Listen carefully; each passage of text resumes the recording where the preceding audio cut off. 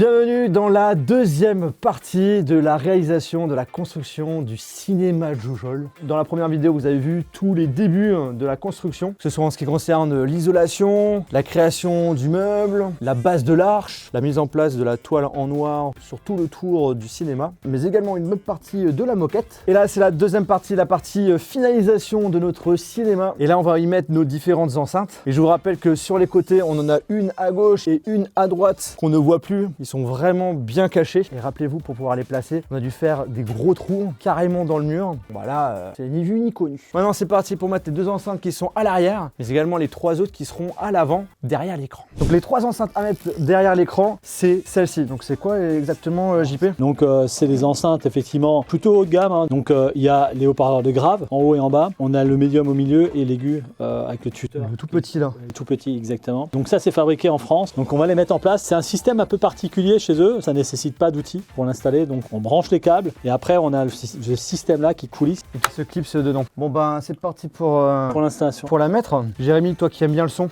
est-ce que ça te dit d'en mettre une?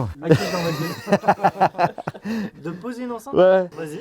JP, tu m'as dit, comme c'est tellement fragile, il faut quand même de l'aide, notamment pour mettre les câbles derrière. C'est pas fragile, mais il vaut mettre à deux, comme ça on prend pas de risque. Allez, vas-y, viens là. Voilà, donc je viens là. Donc là, on a deux câbles. Voilà, donc là on appuie dessus. Et ces câbles, du coup, sont dirigés aussi vers l'ampli. Donc là, il faut faire bien attention de bien mettre les fils dedans pour que c'est le cuivre qui touche et pas le plastique, exactement. Okay. Donc là, on vérifie bien, ça tient dedans. Et là, ça se clipse comme ça. Moi, je commence toujours par un côté. Qu'un côté soit à droite, soit à gauche, c'est ça? Ouais, exactement. J'appuie plus fort d'un côté. D'un côté là. Ah ouais! Et là, comme ça. 1, 2, 3. Ah ouais, tout simplement! C'est parfait, c'est à ton tour. Alors, tu m'as dit le câble marqué. Hop, ça suffit comme ça, c'est bien? Ouais, parfait là. Je fais pareil pour l'autre. Hop là. Voilà. Ensuite, c'est énorme. Le fil à l'intérieur. Là, j'y vais. Oh, c'est facile. Top. En parlant de son, peut-être que vous êtes en train de réfléchir pour perfectionner votre installation chez vous. Alors pas forcément l'idée de faire un vrai cinéma, mais déjà d'améliorer votre salon. Alors la télé, on est bon, mais par contre en ce qui concerne le son, on peut faire mieux. Et bien de mon côté, j'ai reçu la barre de son de mon partenaire JBL, la barre 1300 MK2, qui est vraiment une très bonne solution si vous n'avez pas le budget pour une vraie salle de cinéma ou de vous lancer dans un câblage compliqué. Pour info, JBL appartient au groupe Harman et c'est eux qui équipent depuis près d'un siècle certains cinémas, studios et même des salles de concert du monde entier. Autant vous dire qu'en termes d'expertise, ils savent ce qu'ils font. Ici, la barre est compatible Dolby Atmos et DTS-X. Donc pour profiter d'un son 3D immersif avec des effets qui viennent de toutes les directions, on l'a essayé, ça fonctionne très bien. Avoir l'impression d'être dans un vaisseau, être dans le feu de l'action, c'est vraiment pas mal. Et l'ajout bien cool, c'est que les modules sur les côtés peuvent s'enlever. Vous les posez derrière vous et vous allez obtenir un vrai son surround, sans aucun câble supplémentaire et sans prise secteur. T'as des petits caches de finition et aussi pour la barre. Derrière, on a 10 heures d'autonomie. Ça se recharge avec la barre ou avec un câble USB-C. Et ce qui est génial, c'est que vous pouvez l'utiliser comme enceinte portable. Ça peut se synchroniser avec d'autres produits JBL ou Harman Kardon grâce à la technologie Auracast. Mais bien entendu, vous pouvez connecter en Bluetooth, AirPlay, compatible avec les assistants Google, Siri. Bref, vous avez tout votre écosystème audio avec. Côté puissance de sortie max, au total 2470 watts. Donc je peux vous le dire, hein, les boîtes de nuit ont qu'à bien se tenir. JBL ajoute aussi plusieurs technologies maison. L'IA Sound Boost JBL pour booster les basses sans distorsion. Si elle vous intéresse, elle est dispo à 1499 €. Mais bien entendu, JBL propose d'autres modèles moins onéreux. Je vous laisserai checker tout ça, les liens sont dans la description. Bon, on finit notre film et ensuite on continue notre cinéma. Bon, maintenant c'est parti pour mettre les enceintes dans le meuble. Mais avant toute chose, on doit y mettre les câbles audio dans nos trous. Voilà, c'est ce qui est utilisé. Ce qui est bien avec l'audio, c'est que tout est universel, quoi. Nickel, c'est passé. On va mettre l'enceinte dans le support là. En fait, on va recouvrir ici d'un tissu noir pour faire la même finition que sur les murs latéraux. Donc ça sera totalement intégré, on verra pas non plus le haut-parleur. Ah, et il faut aussi préparer les clips, c'est ça? Exactement. Très bien dit, on pense. J'aurais pas pensé. Ouais, mais parce que je t'ai écouté avant. Hop là, on est là pour apprendre des choses. Et du coup, en gros, le câble est dirigé vers le bas où on aura notre ampli. Ok, et ensuite, on fait la même technique. Et ensuite à droite. Jérémy, tu mets celle de à côté? Et celle-là, je la ramène chez moi. Et là, je peux y aller. Là, tu peux y aller. J'ai peur. Vas-y. Ok. Parfait, super, boum. Et ensuite, pour finir, on va utiliser ces supports qui vont être mis directement en haut pour pouvoir mettre nos 4 Atmos. Donc du coup, il y en aura 2 à l'arrière et 2 au milieu, et bien parallèles à celles qui sont dans l'armoire, qu'on appelle des surround bags. Vous avez dit avec Jojol, on apprend plein de choses, hein. Et là justement on a notre collection de supports fait maison. Après avoir mis tous les haut-parleurs, c'est parti pour s'occuper du plafond qui va être rempli de petites étoiles. Pour cela on utilise de la fibre optique qui sera branchée sur ce gros générateur de lumière. Par contre je pense que ce qui va être un peu compliqué c'est de répartir les petits points partout. Je pense que ça va être très satisfaisant à regarder. Satisfaisant à faire, ça on verra. Mais à regarder ça va être bien cool. Pour mettre nos enceintes en haut, on a besoin de chaises qui vont faire office de support. Et il faut qu'ils soient parfaitement alignés par rapport à notre futur plafond. Et pour cela on utilise un laser. Là il est un petit peu trop haut donc on va le descendre, redévisser et ensuite revisser parfaitement droit.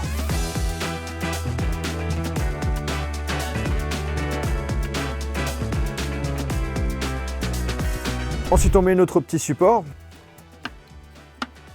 Ok Samy, cette fois-ci on va mettre l'enceinte. En voici un exemple, c'est bien gros quand même. Pareil qu'avant, on y met notre câble, on met notre câble rouge dans le coin rouge et l'autre câble c'est dans le noir.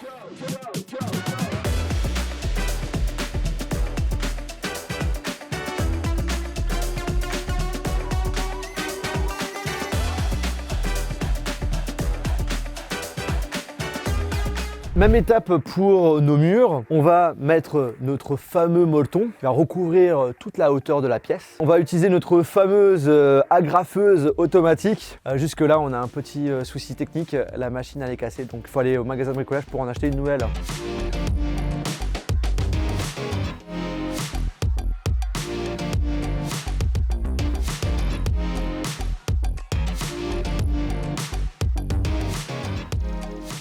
Bon, après avoir mis les enceintes en haut, vérifier si tout fonctionnait. Le molleton a été mis. On veut avoir un petit ciel étoilé et on a utilisé la fibre optique que je vous ai montré juste avant. Tout a été collé sur le molleton et maintenant, manque plus que mettre le plafond quoi. Au préalable, on va tendre le plafond. Et donc l'idée maintenant, tu vas voir, tu vas nous aider à passer les fibres à travers le plafond. Et la technique du coup? Alors, on a un tout petit outil là. Vas-y, montre-moi. C'est une sorte d'aiguille quoi. C'est une aiguille exactement. Donc on va tendre le plafond en diagonale. Au fur et à mesure, on va passer ça dans la toile. On va passer les fibres pile poil en face. Et c'est la raison pour laquelle on a déjà fait la répartition au plafond. Ça, c'est très important de le faire parce que si tu fais pas la répartition, en fait, tu sais pas. Tout il part un peu en cacahuète quoi. Exactement. Donc là, on sait que le plafond il est à peu près bien réparti. Il y a plus d'une centaine donc on va... 150 étoiles ici. Ouais. Okay. Il y a de quoi faire là. Il y a de quoi faire, exactement. Hein. Ça va prendre un peu de temps. Généralement, on a une journée de boulot pour le plafond tendu. Ah, là, on en a 1 heure.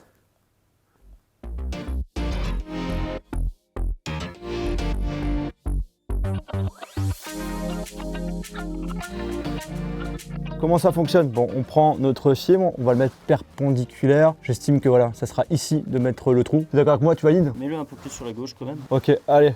Et on fait notre trou. Voilà, c'est tout nickel. Et là, je prends ma fibre. Hop. Voir si le trou est assez gros. Eh non, il n'est pas assez gros. Allez. Ah là, c'est bon. Là, c'est bon, c'est bien gros. On va faire ça 100 fois. Ah ouais. 150. Voilà. Parfait, c'est bon, c'est bien rentré. Et on tend ça. Maintenant, on fait ça plus d'une centaine de fois. Let's go. Hop, parfait. Avec un bout de bras comme ça. Ah ouais, là, c'est lourd. C'est pour éviter. Nickel, hop. De l'autre côté. Woup, parfait.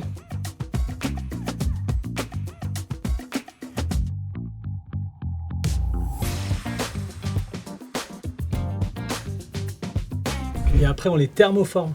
En fait, en gros, on va fondre l'extrémité pour en faire un aggloméré qui va durcir très rapidement. Et après, on peut le pousser en l'air, le mettre contre le plafond. Et ça traversera d'une part par le plafond et en même temps, ça sera littéralement collé au plafond. Et l'avantage aussi de la thermoformée, c'est qu'aucune étoile ne ressemble à l'autre, un peu comme dans le ciel.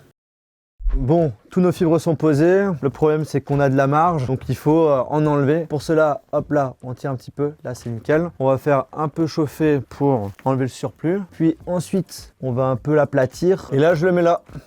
Allez, on en fait un autre. Chauffe comme ça, tac, on aplatit. Et ce qui est cool, comme toutes les étoiles, chacune est différente. Ça chauffe.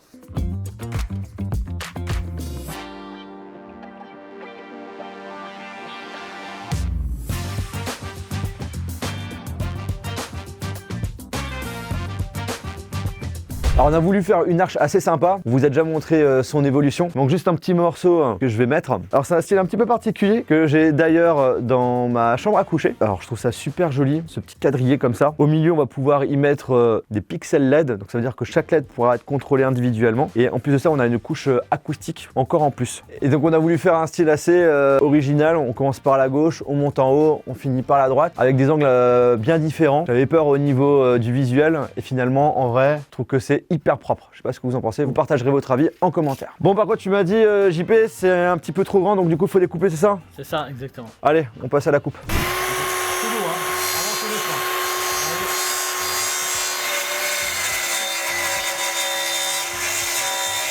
J'ai l'impression d'avoir fait ça toute ma vie là. Et voilà, l'arche est terminée. Voici nos bandeaux LED avec chaque pixel qui se contrôle de façon individuelle. Et en fait, selon la taille du câble, on va devoir couper. Pour certains, agrandir en les soudant. Vous allez voir, quand on va les mettre, ça va être vraiment cool.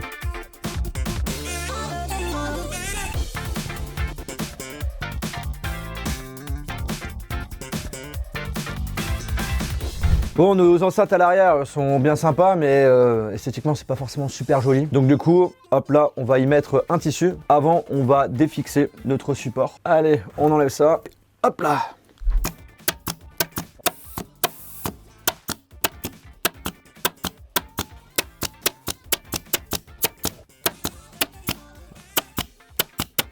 Et voilà, c'est tout good. Maintenant, il faut faire la deuxième.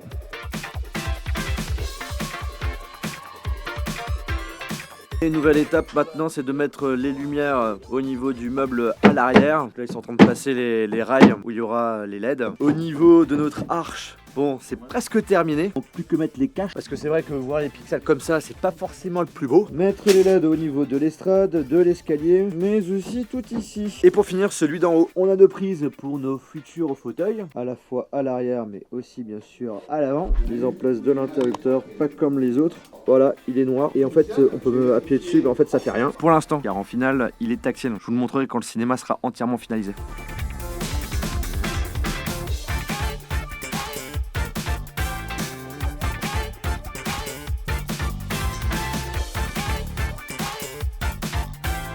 Pour éviter de voir les LED du bandeau, on va y mettre un cache, mais plutôt un diffuseur. On met et après on appuie.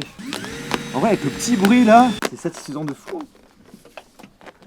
Les lumières dans le meuble, ça rend trop bien. Si je vous dis statut Soumé, ça vous dit quelque chose, ça va être sympa. Nouvelle étape, on va faire la suite de ce qu'on a fait avant. Donc avant on a fait le nez de marche à l'arrière avec l'antidérapant et là bah, tu vas faire l'antidérapant. Tout en sachant que le but c'est d'éviter de mettre les pieds ici. Hein. Oui, dans la logique c'est d'éviter de mettre les pieds ici.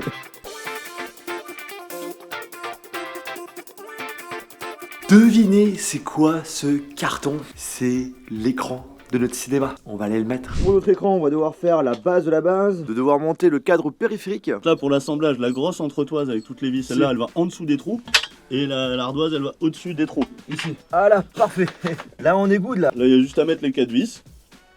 Hop là. Et après, il faut faire ça sur les 3 autres côtés. Il est là notre écran. Là, c'est la toile micro-perforée. Donc là, c'est un écran sans cadre avec une toile micro-perforée. Donc là, on est en train d'assembler le cadre. Et l'écran va venir le clipser autour du cadre. Et ce qui fera une finition parfaite. Et aussi, au niveau des petits trous, ça permet de laisser aussi passer le son. L'écran micro-perforé permet de laisser passer le son sans qu'il y ait de perturbation ou de réduction sonore. Et c'est tellement petit qu'au niveau de la projection, on le verra même pas ces trous. Des Donc petits il y a des angles. petits points là, d'accord. Venir se mettre sur le cadre comme ceci, tu vois. Donc là, il faut qu'on le mette à l'envers. On va venir reposer le cadre dessus après. Et ce qui va nous permettre de mettre l'écran en place. Elle est bien grande, hein.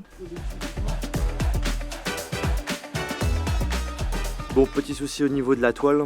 Comme il fait un peu froid, on peut pas trop tirer. Donc du coup, on va devoir chauffer la pièce.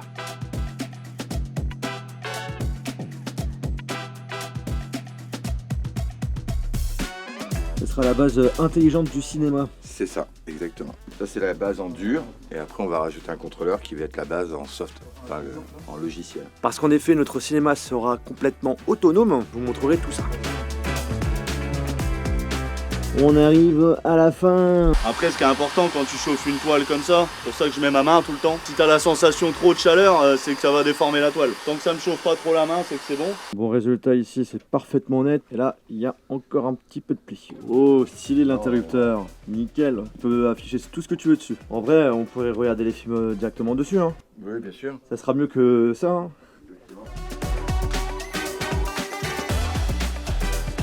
Là on va y mettre les supports. Là on a un carton de l'ampli, c'est le carton pour vidéoprojecteur. Et ensuite on a un autre ampli spécialement pour nos deux caissons de bas. Bon après le vidéoprojecteur c'est pas celui qui va être installé sur le cinéma définitif. Jean-Paul de Maxine a été super sympa, il m'en a prêté un en attendant celui qui va être installé. Mais ne vous inquiétez pas, je ferai une vidéo qui détaille tous les composants du cinéma dans une autre vidéo. Ce sera bien plus complète et où je vais vraiment tout vous montrer. Là c'est vraiment la phase construction, la phase technique, ça sera un petit peu plus tard. Donc abonne-toi pour ne pas la rater. On y met nos supports de fixation, ça, hop là, et en vis. Parfait. Celui-ci que je viens de mettre, c'est pour le bas de l'écran. Maintenant il faut en mettre deux qui seront en haut de l'écran. Petit coup de nettoyage. Le tissu, ça se nettoie avec du tissu. Avec le même tissu, pas de produit. Si jamais il y a des taches, de l'eau déminéralisée. Merci pour le bon plan. Donc on va utiliser notre laser pour être sûr d'être parfaitement droit puisqu'on va faire deux trous en haut. Et à la fin on en mettra un autre en bas. Là on a mis les vis du coup. Parfait, super. Et maintenant on va mettre l'écran. Et on est bon. On arrive à la fin de notre partie 2 sur la construction du cinéma. L'écran est bien posé, les fauteuils de près également, en attendant ceux que j'ai commandés. Le vidéoprojecteur, ça sera pas le même. Il y aura une dernière vidéo sur le cinéma où là, je vais tout vous montrer, vous expliquer plus en détail les équipements. Il y aura également pas mal de changements en termes de déco. Les nouveaux fauteuils, vous n'êtes pas prêts, donc pour ne pas la rater, je vous invite fortement à vous abonner. J'espère en tout cas que ce projet cinéma, ça vous plaît. Si c'est le cas, on explose les pouces en l'air. C'est des projets qui prennent du temps, qui ont aussi un certain coût. Donc j'espère de tout cœur que ça vous fait plaisir, que je vous partage tout ça. Et je vous rappelle encore une fois, si vous êtes intéressé par la barre de son JBL, le lien est dans la description. Un bon moyen de transformer votre salon avec une qualité de son digne d'un cinéma.